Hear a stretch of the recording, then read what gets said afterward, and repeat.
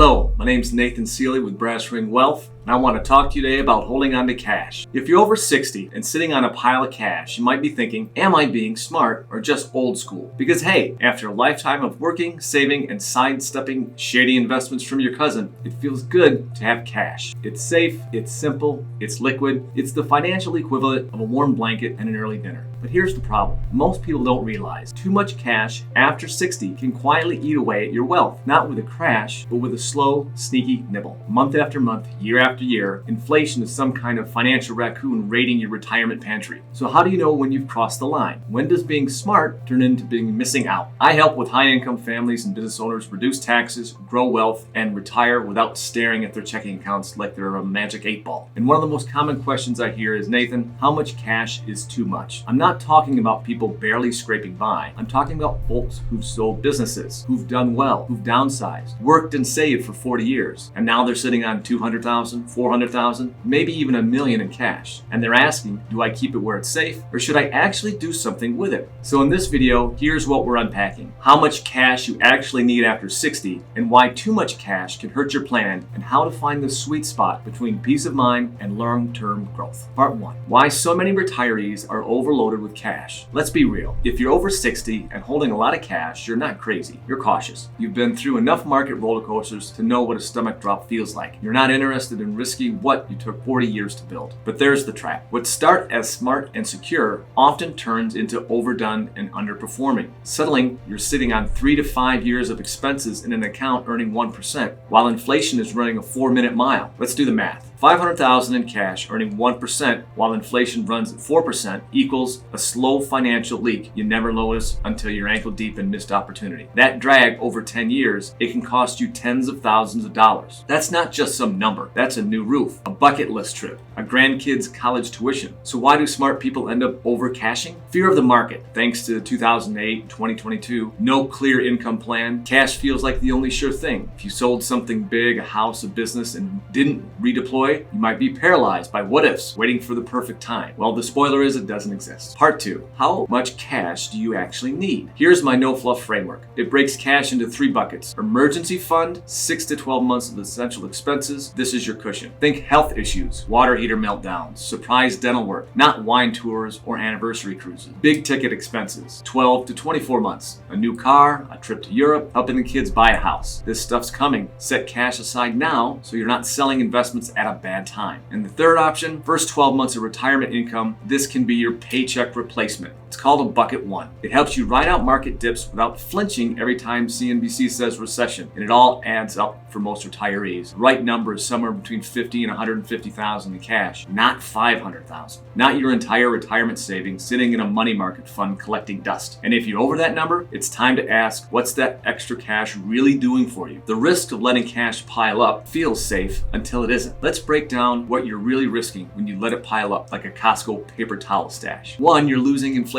every year. Your money buys less. That $100,000 you're sitting on, in 5 years, it might only buy $85,000 worth of stuff. 2, you're missing out on growth while your cash sits still. Your investments could be working, earning 4 to 6% a year over time. That gap adds up in a big way. 3, you may need to take down more risk later, underinvest now, and you might be forced to swing for the fences later on when you least want to. 4, you're creating tax headaches. Holding too much cash can delay retirement withdrawals until Uncle Sam steps in at 73 with required minimum distributions and a megaphone. Time to pay up. More taxes, higher Medicare premiums, and less after-tax income. So, what to do with excess cash if you're holding more than you need? Here's how to make it work harder. Rebalance. Diversify into growth-focused or income-generating investments. Create a retirement income plan so you know when and how you're drawing funds. Use tax-efficient tools like Roth conversions or strategic withdrawals. Gifts with intention. If you're in a position to give, do it while you're here to enjoy the impact. Bottom line, cash is comfort, but the strategy is confidence. You don't need to eliminate cash, just give it a purpose, and every dollar has a job. If you're not sure how much you should be holding, or you know you've got too much sitting idle, let's fix that. Click the link below. We'll review your cash, your income plan, and make sure your money is doing what it should, working for you. You work too hard to guess your way through retirement. Let's build a plan that helps you sleep at night and keep up with life's rising price tag. Thanks for watching. Hit like, subscribe, or send this to someone who thinks their bank account is earning interest. Bless their heart. See you in the next one.